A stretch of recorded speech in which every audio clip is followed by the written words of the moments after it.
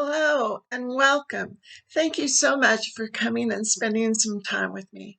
I'm Debbie and I welcome you to the site. The question I am asking myself today is, are we living in a new age of narcissism? I ask this because it seems like the media is starting to emphasize narcissism and self-importance more than it has in the past. Politico recently ran an article titled 2022 is the year we finally all got tired of narcissists.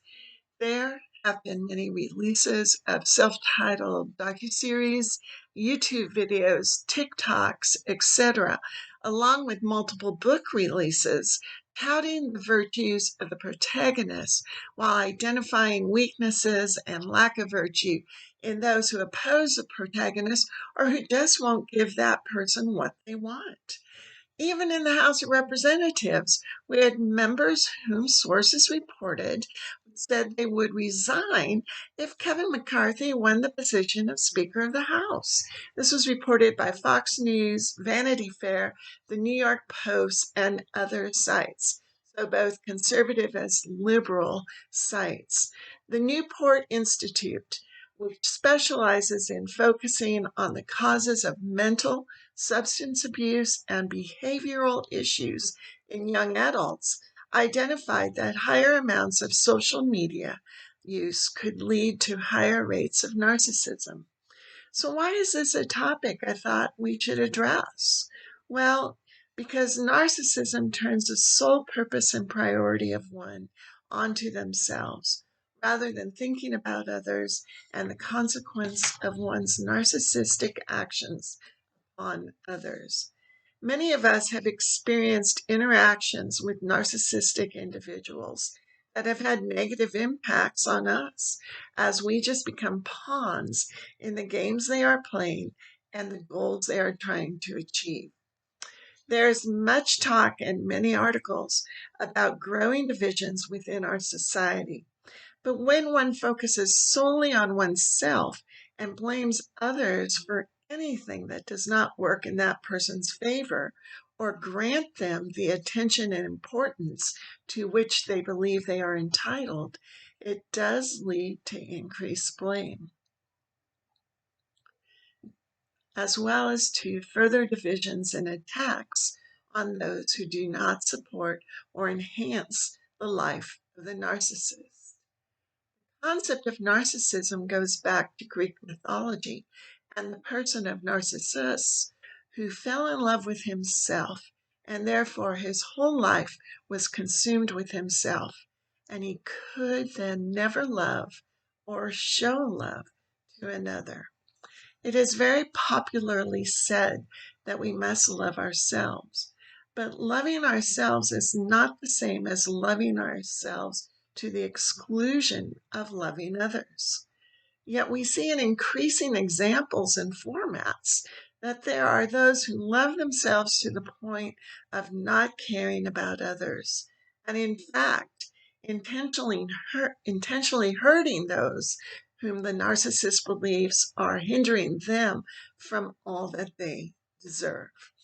We hear it almost every day. I deserve this, and I deserve that. And yet I always wonder, why do you deserve it? And so we have family members who berate and try to demean because they are not getting everything they want. We have elected members of the House of Representatives who threatened to resign if their preference for Speaker of the House was not realized, in spite of being elected by their constituents who trusted them to represent them in their interests and not their own self-entitled demands. We have people who ransack stores, steal property from neighbors, such as packages that have just been delivered, break laws that they don't think should apply to them, even though they want everyone else to follow those laws. The list goes on and on. People who love themselves before others, people who are not concerned about the consequences of their actions and how they affect others. In other words, we are experiencing an increase in the Veruca Salt syndrome from Charlie and the Chocolate Factory, which is that she wants the whole world. She wants everything she sees. And she exclaims, I want it now. She then punishes and threatens her father when he doesn't give her something fast enough by telling him that she will never speak to him again. And this narcissistic tendency, combined with the desire for greater and greater wealth, are indicators of the end times or last days as identified in the Bible. 2 Timothy 3:1-5 states, but understand this, that in the last days there will come times of difficulty, where people will be lovers of self, lovers of money, proud, arrogant, abusive, disobedient to their parents, ungrateful, unholy, heartless, unappeasable, slanderous, without self-control, brutal, not loving good, treacherous, reckless, swollen with conceit, lovers of pleasure rather than lovers of God, having the appearance of godliness but denying its power. Avoid such people.